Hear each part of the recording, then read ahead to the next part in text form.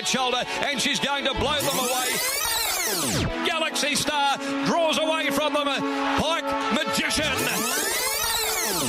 Welcome to Racing Rewind. Our panel will review the Prime Metropolitan meeting of the week. They will look for the horses to follow, those to forgive, and possibly those to forget. If you have an opinion, send a text to 0427 789 571. 0427 789 571.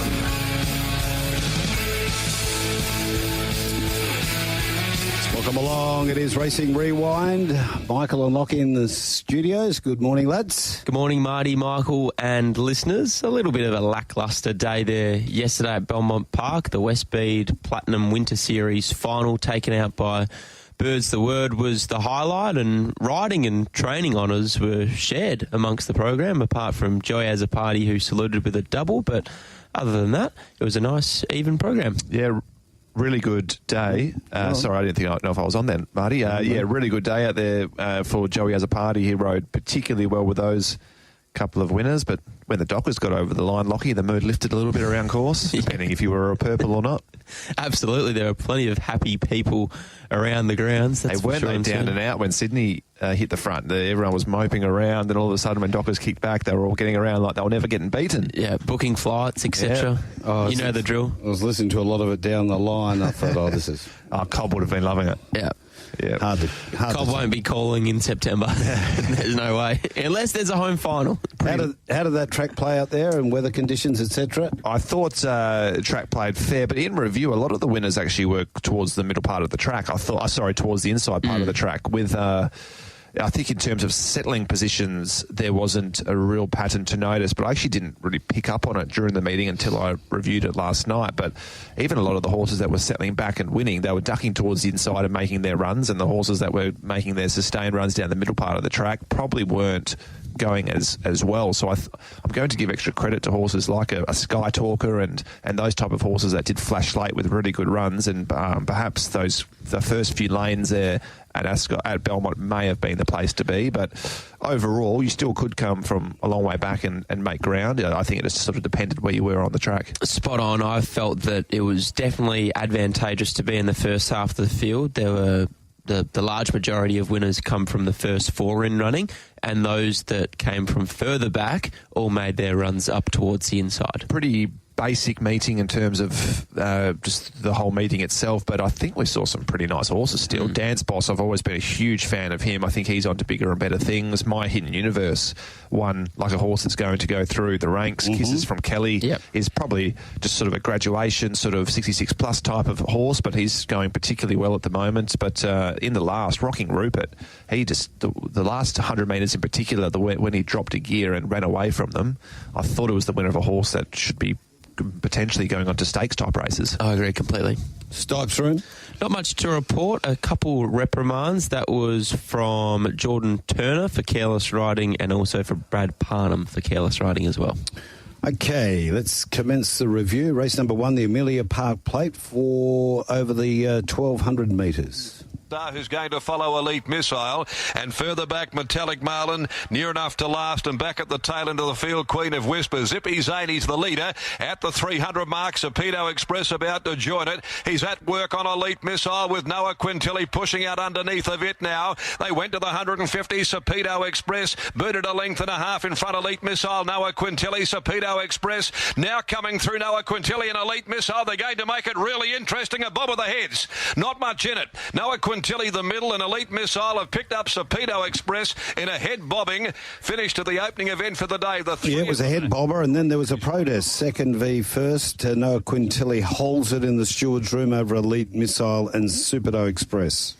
Absolutely, Noah Quintilli. She had shown really good ability at the trials, and it has just seemed to take her a little bit to bring that to race day. And the plan pre-race wasn't to settle where she was. I think the plan was definitely to be able to find the front, but to her credit, she took the sit in behind the speed, and from there travelled really nicely. Had to give the second horse in Elite Missile a big bump to get out, and that's what the protest was for. But in the end, I felt that the right decision was made in the Stipes room, and Noah Quintilly was a well-deserved winner. Yeah, nice to see David Harrison back in the winner's stall in the city as well. He's had a bit of a lean run, so that's no doubt going to give him a boost, and was the first leg of a double for Joe, who's riding well at the moment. I think Elite Missile should have won, though. Clearly, that was off the track the entire those couple of bumps in the straight, and he actually gave 4 kilos to Noah Quintilly as well, and still nearly won. Yep. I know this is only winter form, these 2 runs, but I just really like the horse. If you look at him in the flesh, he's just a serious animal, one of the nicest types on course yesterday. I'm keen to follow him in the spring. I think interviewing SJ before the race yesterday, he said that it would only be a 2-run prep, so he'll go out now and he'll come back to be aimed up at a race like the Guineas. So I think there'll probably be some other horses that might be probably better thought of just in terms of form lines and the like, but from just a pure horse perspective, I really like Elite Missile, and I'd be keen to be following him next prep. Absolutely, and I think the good thing about him is that there's queries on horses like West Star and September Born. I guess they've been really progressive 2-year-olds, but there's still that query on whether they're sprinters or whether they're milers. He'd love a mile. Exactly. Yeah. It is for sure and certain that Elite Missile will absolutely relish the mile, so that preparation can be solely targeted at a WA Guineas, and that's the only direction they'll be heading. Third horse, Sapedo Express. Good run. I just think he's a real honest trier. He just seems to put himself up on speed, and from there he doesn't know how to run a bad race.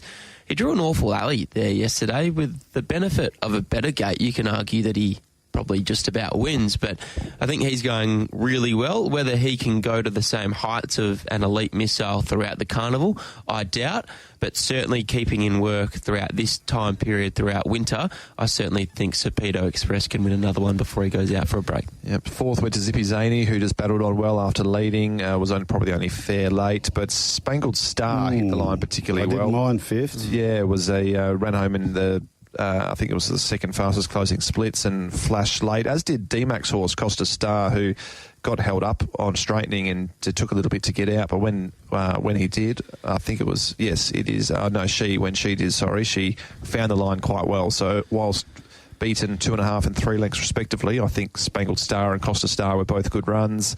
And Rocking Rupert was a little bit disappointing for mine. Had a nice enough run through back the fence, but didn't give a huge amount. Just a little gentle step up to 1,400 for Spangled Star. I think it'd suit and be hard to beat. So race number 2, the free entry to Belmont Park handicap over the 1,400 metres. Boss steadily improving around them on the outside investment strategy. Sapphire Street also swings deep, and down Norman drops out to last. Savage One is the leader at the 250 from Fine Touch. Here's Dance Boss starting to push its way through. Tits Lad still there, and Sapphire Street starting to run on.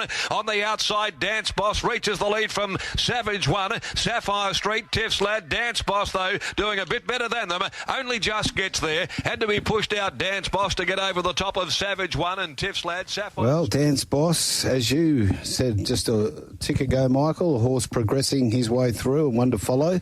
Landed some big bets, beat Savage One, Tiff's Lad, Sapphire Street back in 4th. Yeah, lovely horse, Dance Boss. He's a really nice looking horse and quite progressive as well. He's had a bit of a tricky run in transit, I guess, but he was really well ridden by Clint Johnston Porter. He waited for the gaps, navigated a path, and when he burst through, he was always travelling the winner. And whilst the margin wasn't a huge amount, I still think that he always looked the winner, and he got the job done nicely.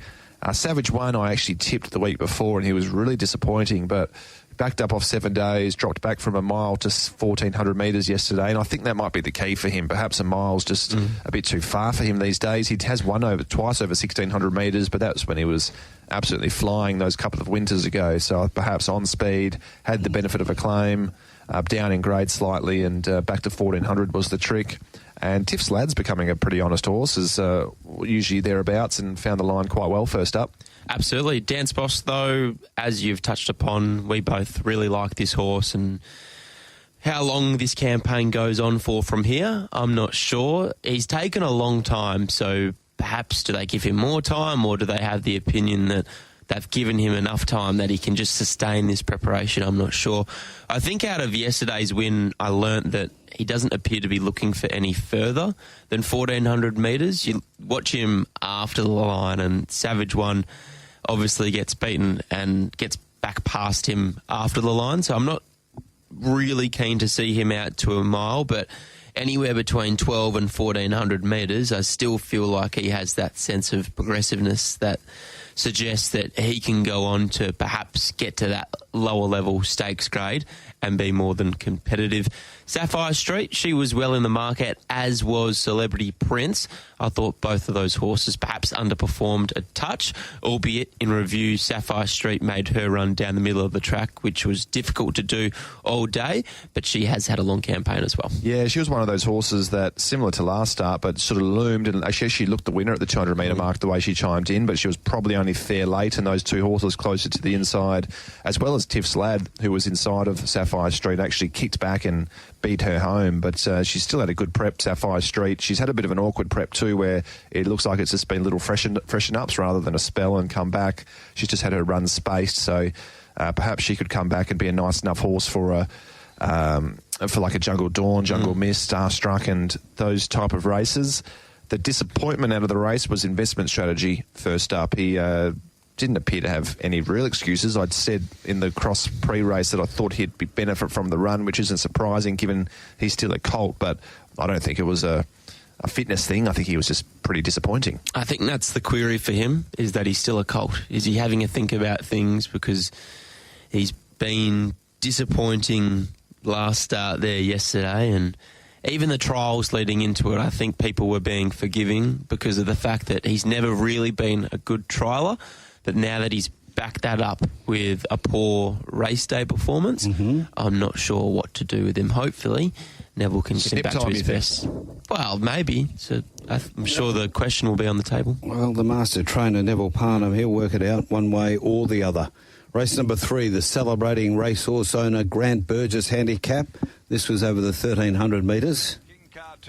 Still tonking up nicely down on the inside, following My Hidden Universe. Behind them then is Butley Lad, followed further back by another Strike Serviceman going up near the rail. My Hidden Universe letting down. He pins the ears back at the 200 mark. He led by 2. King Cartel is grinding away. Louis draws the shillelagh. My Hidden Universe down inside the 100 clear. Almost 2 to the good of King Cartel and Arnie's Boy. My Hidden Universe getting a bit weary, but will hold on.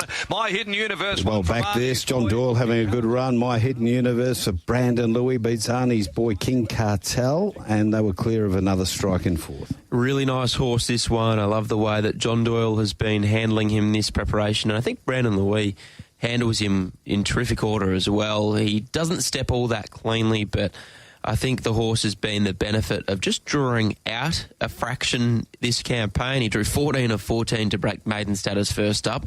He drew 4 of 12 and just had enough galloping room to be able to surge forward second up. And there yesterday, in a similar circumstance, he jumped okay by his standards, but just burnt to the front, and from there is allowed to roll. And then what I think sets this horse apart from other horses that win on speed is that he seems to noticeably quicken, and that's exactly what he did at the 300 metre mark. He really dropped off a horse like King Cartel at the 300 metre marker, whilst My Hidden Universe was perhaps getting a fraction tired late. He had well and truly won the race by then, and it was another terrific performance about a horse that will now go for a break, and I'm sure will be winning better races next time in. Yeah, you'd think so.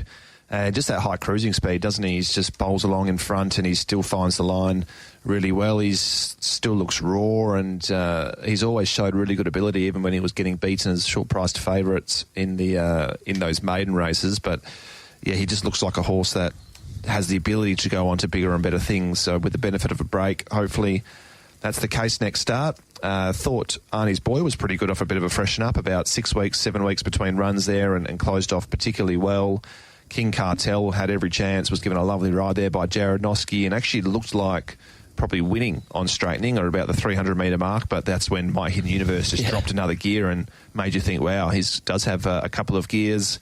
I thought another strike was probably better than what I initially thought, made his run down that middle part of the track and probably was in and out of cover and finished off quite well, but besides Lost City, Sentimental Bell, who was off the track and didn't have much luck. The only other horse that I liked the run of was Making Profits, who went around a big price, looked absolutely unreal in the yard yesterday, but probably form had only been fair, but made his run towards the inside part of the track, but came from a long way back, and he actually ran the fastest closing splits and was really strong the last 100 metres, so perhaps keep an eye on him down in grade next start. Yep, absolutely. I thought that was a cheeky run. I think this is the type of race, just be wary and be forgiving of some of those horses making their runs down the middle of the track, e.g. Another Strike and also Sentimental Belle, who, as you touched upon, Michael, had no luck throughout. I didn't think that she disgraced herself. Text line 0427 789 5714. Retrovision. Bert, hi boys, where do you get the 200 metre splits for Saturday? I know they are loaded on Chris on Monday. No, there is none. Correct. Yeah. You have to wait till the Monday. Yeah. Well, there you go. On your Bert. So there you have it. Let's go to our next. It is race number 4. It was the Drummond Golf Handicap over the 1,000 metres.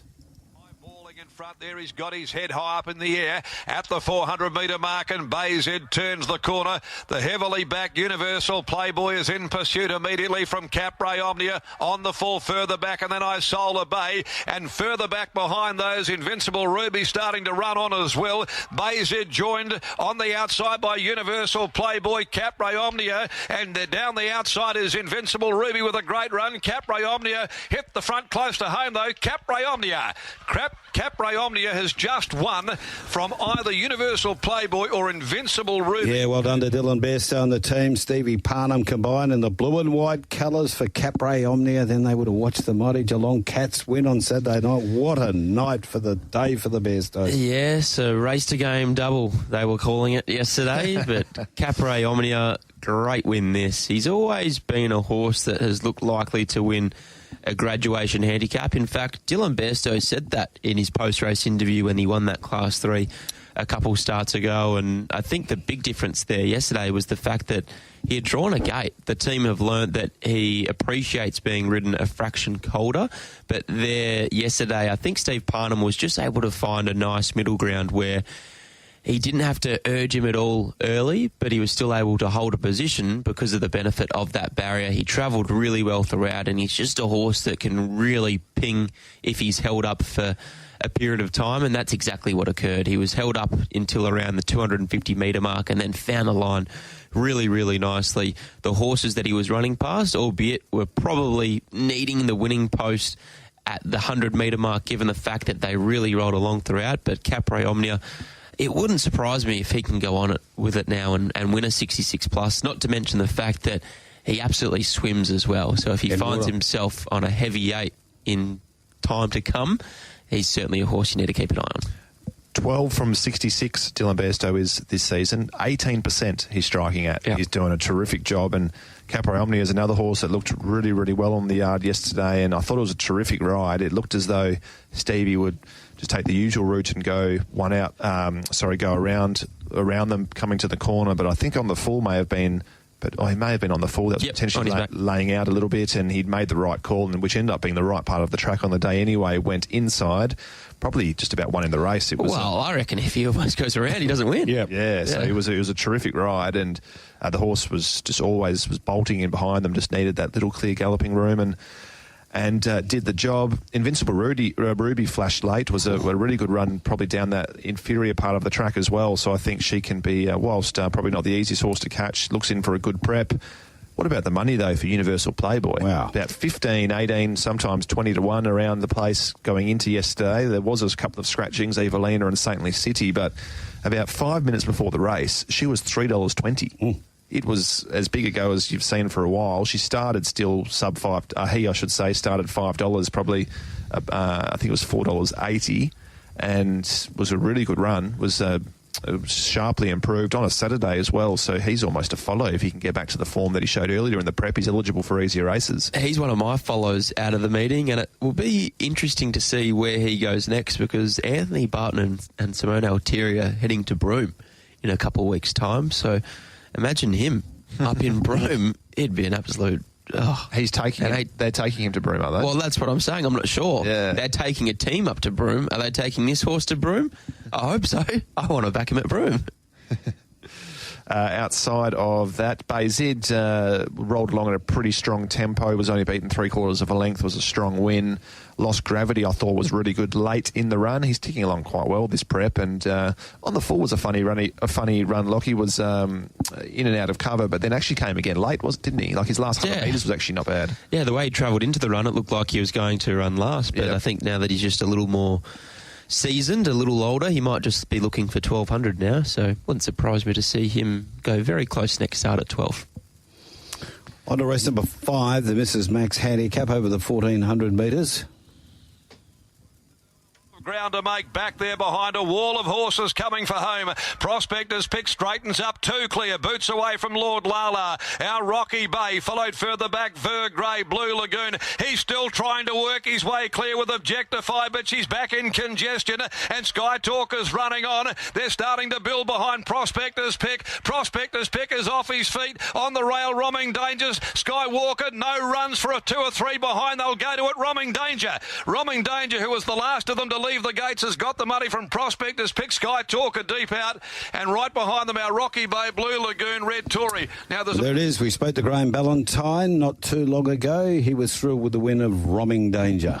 Certainly was. The team's going really well at the moment, and Roaming Danger at a very big price, 60-1, and Graham actually had something on, which was great to see. But this filly, she's been building throughout this campaign, and Graham just wanted to get her out over a little bit more ground. Her first 3 starts this prep have all been over the 1,000-metre journey, and finally gets out to a more suitable trip of 1,400 metres and finds the line really well. I actually think that missing the kick perhaps helped her to some extent, because Jordan Turner from there was able to ride for Lark and then found the line really well. Great win and great result for Graham and Donna.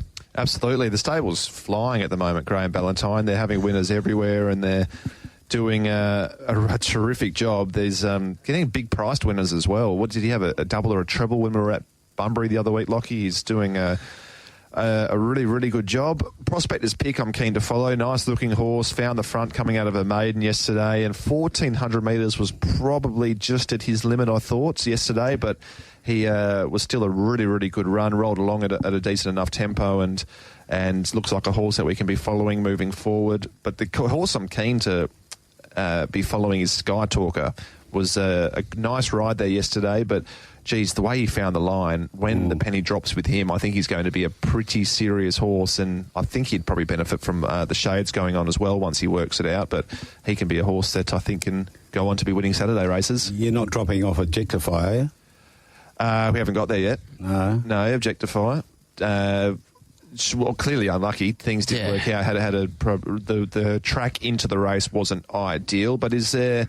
Her last 100 metres when she got out, was she only fair? I think Brad just sat up on her. I thought he was looking after her late. Yeah, because I watched the Stewards report, Stewards Vision as well, and clearly unlucky. If she has the run that Sky Talker does, probably goes close. But I just had the feeling that perhaps she wasn't going as well as the gaps were closing faster than her to a certain extent. But potentially could be wrong, but I think she may have only been fair as well the last 100 metres once she got out. I think she'll be bouncing back next start. I don't think 1,400 is an issue for her, so I'm happy to jump back aboard and go again next start. You touched upon Prospector's Pick. I found it surprising that he was out to 1,400 metres there yesterday. I think with the benefit of hindsight... Good run. Yeah, great run. I think if it was a 1,200 metre race... He absolutely wins, and I think that's probably what they've learnt out of yesterday's performance, that he doesn't want any further than 1,200 metres at this stage of his career. He has a beautiful action, does the horse. He can just glide across the ground, and being able to be ridden for speed over 1,200 metres, I think he'll bounce back. But Marty has actually just passed me the text line. It's a bit embarrassing for me to read it out. Well, usually you would, because it reads, "Morning, boys. Did I hear Marty give a push for Roaming Danger on his podcast during the week? Thought I did, so I had something on it at $51 yesterday, and it paid for dinner and some more. Cheers, Steve." Good on you, Steve. What's some Is that more? right? You tipped... You tipped Roaming Danger. Threw it out. I just said it was a massive price. Yeah. I've been sort of following the horse. Its runs have been good. And Peng was in form as well. We've got to shout out to Peng. He threw out the previous winner, Capre Omnia, and Sky Talker. They were his two. The third one was Scratch Flash to Caddy. So followers of the old podcast doesn't get much of a rap these days, but they'd be well and truly up and about. And it's nice to know that Steve, after a big dinner and a big night out, could still join us on the show this morning and host it. Boys, El Fernie would be extremely happy. Samana runs second in the last Group 1 race, and Rock and Rupert wins the last race at Belmont. Great investment in winning Rupert. There you go. Yep. There you go.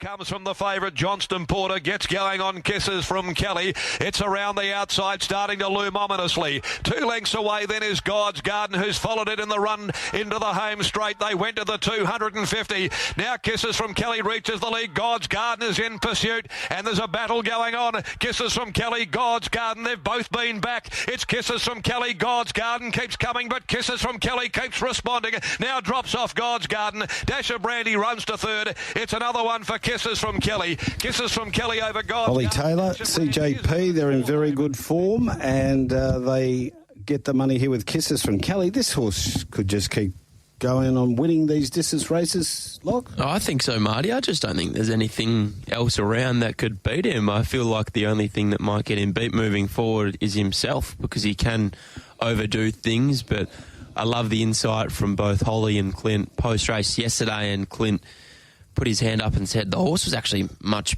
better yesterday in comparison to the start prior in terms of the way he can over-race.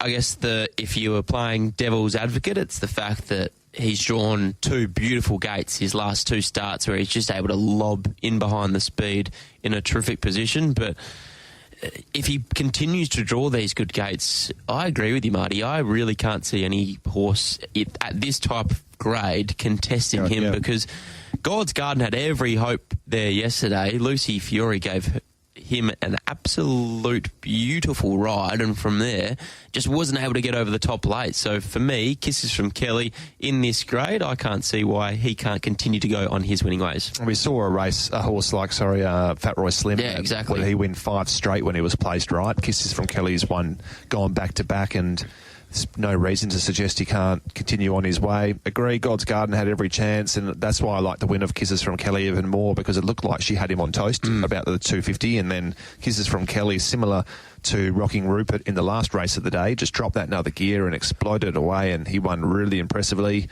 3-length gap back to third. Dasher Brandy, I actually tipped this horse yesterday, but I thought she was given every chance, but she was beaten 4 lengths just to show the win of how strong the win was of Kisses from Kelly, but she still finished off really well into 3rd place, and His Eminence attacked the line well late. Talangata battled on well after leading, but ran 5th, but was still beaten 9. So it was a pretty dominant performance from Kisses from Kelly.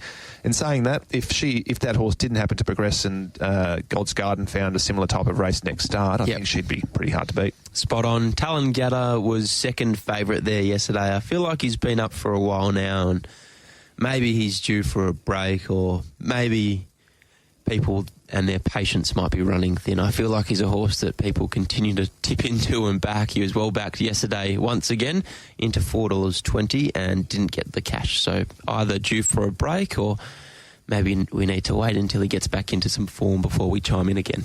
Some big betting moves out there yesterday, wasn't there? Yeah, throughout the day.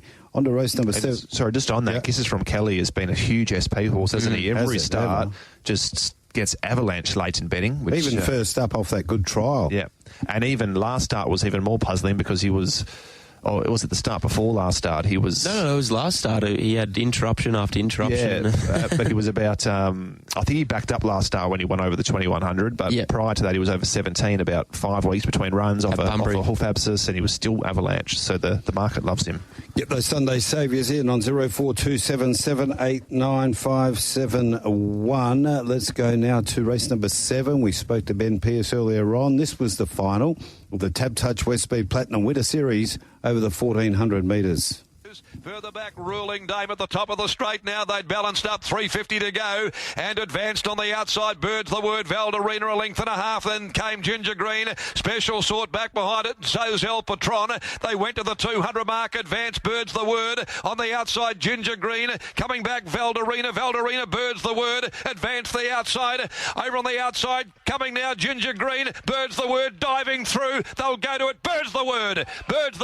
I thought won it narrowly from Advanced, either Ginger Green there or Valderina. Right behind those, then close up, Special Sort running on Ruling Dame. Okay, there it is. Tell us about the winner, Birds the Word, Lock. He's just tough. He is able to hold a position on speed. That's exactly what he did yesterday.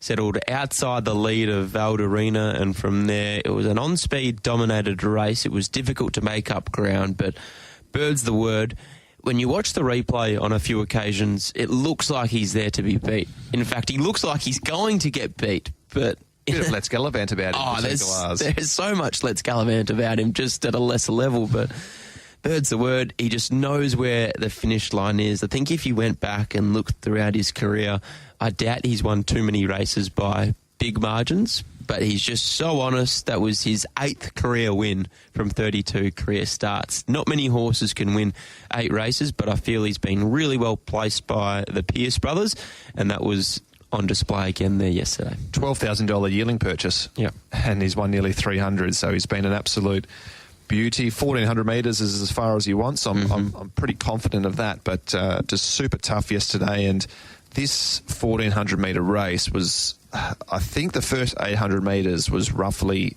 20 lengths slower than the race that Dance Boss won. Yeah. So they were, the on-speed brigade were suited, and I did think that whilst I didn't realise they were going that steady, the fact that it was such a bunched finish, all close to the speed, and a horse like Advanced was three wide, no cover the trip with 60, and looked like he ran second, but he actually ran fourth. He was beaten only a neck. Just showed that the horses back in the field probably didn't have much chance, but still all credit to Birds the Word. Valderina's just a much more effective horse, ridden on speed. Another horse I tipped last start that went horrible, and then comes out and then you're off, and then backs up, and then yesterday finds the front and jumps out of the ground. Ginger Green was a really good run, finished off late. Advanced, we've touched on, tough as nails, and Some Sort didn't get a huge amount of room in the straight. Special Sort didn't get a huge amount of room in the straight, was a better run than reads on paper. But a couple of horses back in the field I wanted to touch on. Nero King, clearly luckless, missed the kick by several lengths and should have gone close the way he found the line, but I actually thought Ruling Dame was just as strong through the line. Thought her run was really, really good, and she was only second up yesterday. Her first up run was a ripper behind when she ran third to Adam's horse in Russian Sniper, beaten only a long neck or so.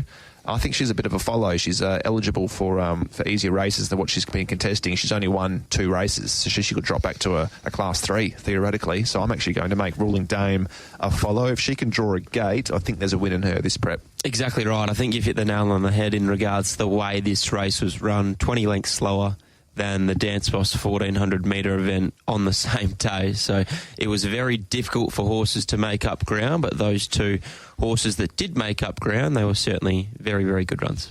Ginger Green looks like it needs a mile now. Looks like it, yeah. Yeah, I thought it was a good run. One to follow there. I'll keep following Ginger Green there from Wolfie's Yard. Now, here's Steve. He's back. This is on the text line for Retrovision. Also tuned into Tab Radio before some of the races, and while I didn't back them, was very impressed that Michael found a few winners from the yard, including Capray Omnia and Birds the Word at $9.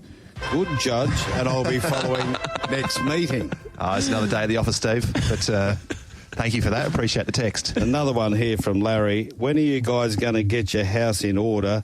This is ridiculous what goes on at Belmont Park week in, week out. About the audio cross, the line? Well, we took Darren off Sky Channel. This is how crazy it is.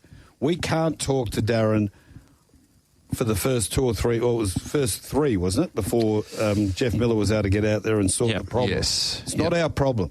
It's Perth Racing, and who does creative... Media Tech, Creative Technology. Creative Technology. I think it's somewhere in there it rests, Larry, because we can't talk to Darren. Darren can't talk to us, so we've got to take those broadcasts from Darren off Sky Channel. That's how ridiculous it is.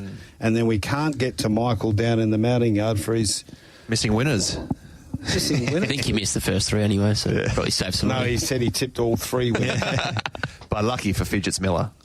Well, we are lucky we got Fidgets. Absolutely. Yes. We might have to nominate him for the racing awards.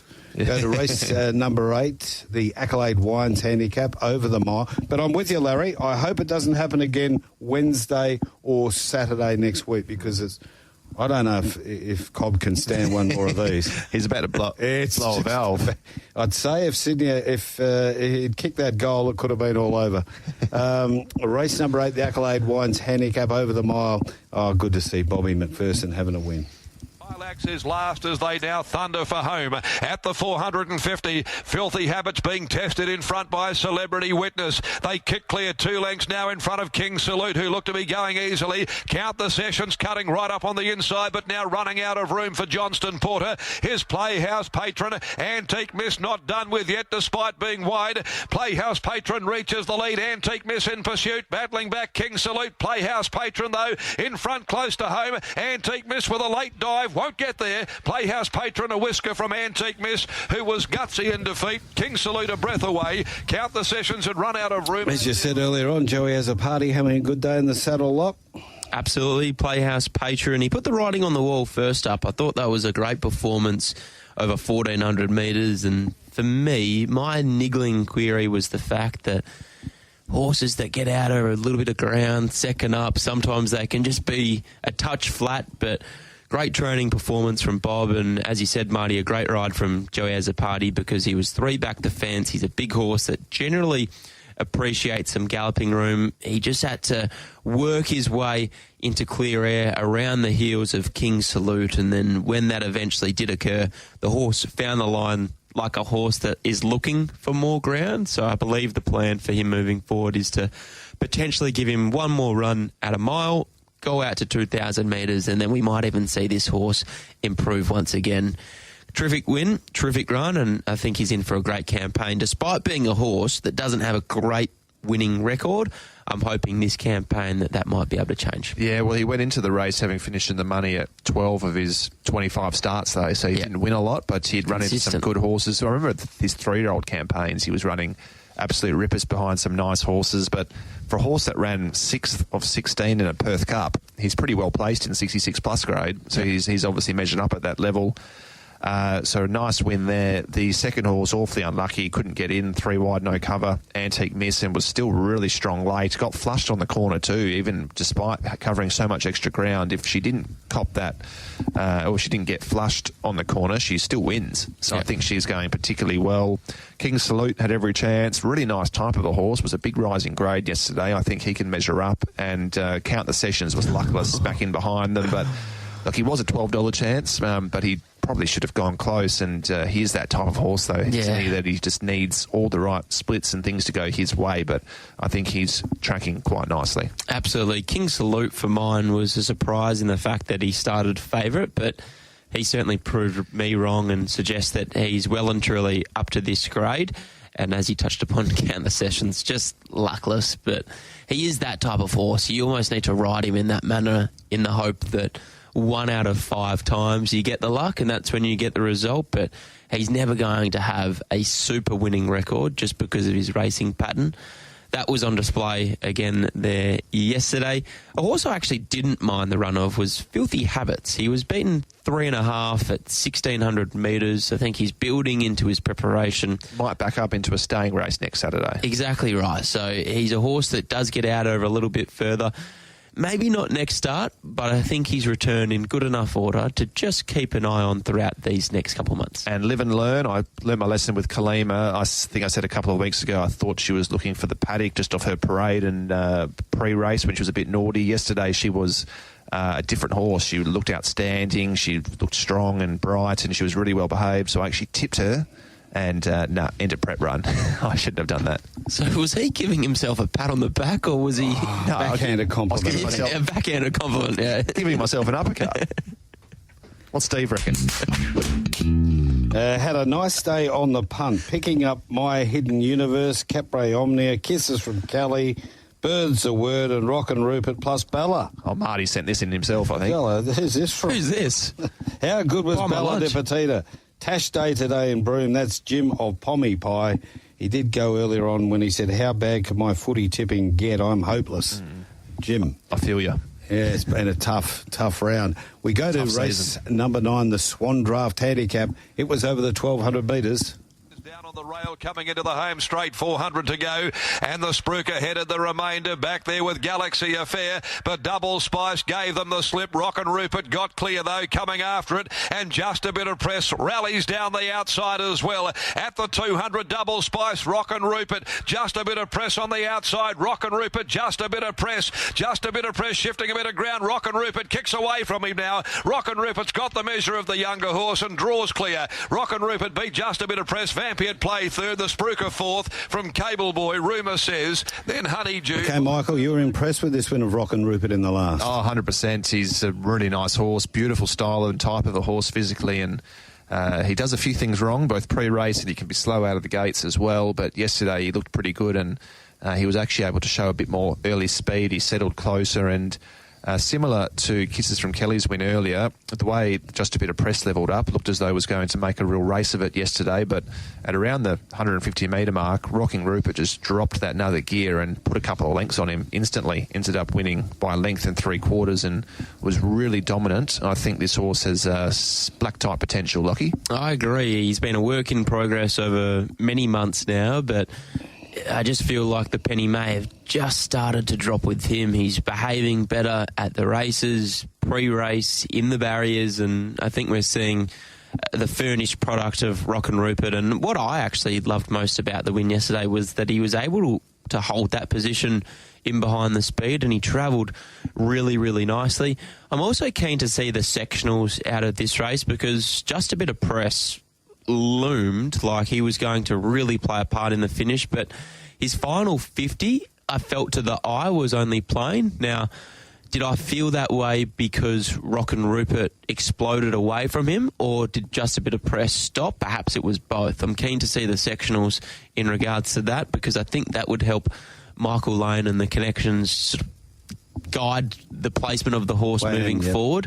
Because I do have a really big opinion of the horse, but I'm just not sure if he's completely shown that in his last couple starts. Vampire Play was a solid run, and I liked the effort of Steve Wolf's horse, who flashed late. Cable Boy? The Spruker. The Spruker, I thought, caught the eye, running home really strongly late, as did the stablemate, Cable Boy, who wasn't bad as well, but difficult to make too much of a case for any other horse, really. The way that Rocking Rupert exploded late was pretty impressive. Exactly right. If you were back in the field and finding a line, it was very difficult to do that. And you know when a horse settles in front of... when a horse runs the fastest closing sectionals of the race and settled in front of most of the other horses, then you know that it's a pretty strong win. Yeah. Bit of a frustrating day for our colleague and great mate Riley Morgan with a City runner-up, Prospector's Pick, and then in the last Just a Bit of Press. In Prospector's Pick, is he? Well, Yeah. That's a couple of nice horses still. You wouldn't mind next prep? he'd be 15,000 for second. Yes, All right. exactly Not right. too bad. Yeah, and the little place all That's up. rich from you. Every time I say that to you, you say, no prizes for second, win only. Yeah, but Riley's just still coming through the grades, you know. On Racing Rewind, it is time for the boys to look back and determine who are the black bookers, the ones to be on next start, the horses to follow. Fire away, Michael. Oh, me first. Okay, Yes. I think Elite Missile next preparation. End of prep now, but next prep follow him. Prospector's Pick and Sky Talker are both really nice horses, and one that we might get a price about next start is Ruling Dame. Hopefully down in grade, but I think there's a win in her this prep. 3 for me, Invincible Ruby. I thought that was a fantastic return against the pattern of the day. Universal Playboy, absolutely avalanched yesterday. Might be going to Broome. I'm not sure. Smoke, there's Indians. We've got Broome follows. Yeah, that's first time. First time. In 4 or 5 years, it's the first one. And Prospector's Pick, back to 1,200 metres next start. I'm a big fan of the horse. Any for you, Mart? Robbing Danger. Oh no! Well, Robbing's done the business for us now. We were on that one of Wolfie's that ran third in the main race. Ginger Green. Ginger Green. Up to a mile. Yeah, follow it. Yep. And Objectify. The one in the first I liked as well. Spangled Star. Yeah. Little Devils. Yeah. And Objectify. You're not dropping off. No, I'm not dropping off her. He is. Michael is. By the sound of things. No. That's what you said. Sky Talk as well.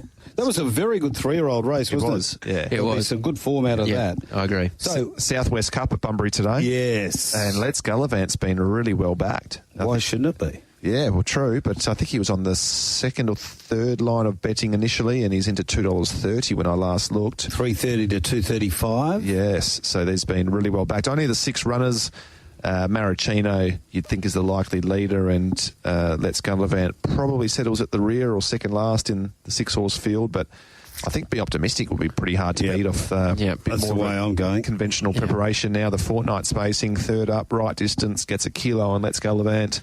I think she is the horse to beat, but you'd be a brave man to be knocking Let's Gallivant. Oh, that is for sure. That's the one for me. I actually didn't mind one at Bunbury today. Saintly City in race 7. Scratched from yesterday. Has drawn a lovely gate for Adam Durant and Braden Garth today in barrier 3.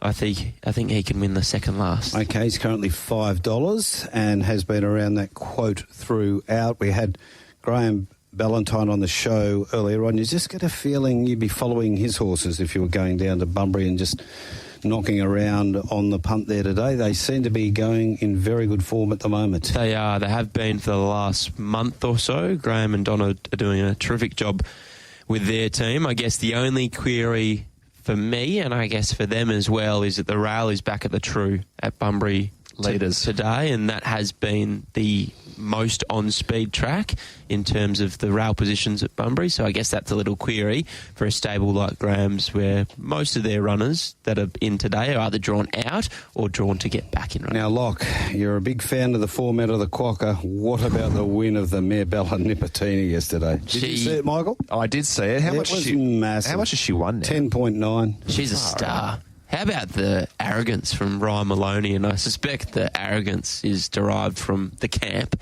And you just go, okay, you've drawn out wide. We'll just park you up 3, 4 deep the trip. Out of trouble.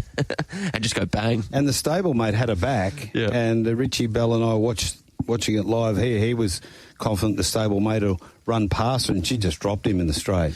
Well, Marty, I'll ask you the question. Back in the day when you were at Perth Racing and in charge of getting the East Coasters across, what was the feeling like from the trainers and owners over East in regards to... They're coming here? Yeah. No, they loved it. And then was there ever a query on... They love it when they're here, but there's always the hesitation, isn't it, in terms of the travel, the distance? Oh, there's certain trainers Yeah. that have just got this knock on WA and, you know... And what it takes out of a horse. And they'll always hit you about how hard the tracks are, but there's no harder tracks in Australia than in Victoria, Caulfield and Flemington, when the sun shines. It's just they're like a road. No, proof's in the pudding. Like, the horses that come here go back better. Yeah.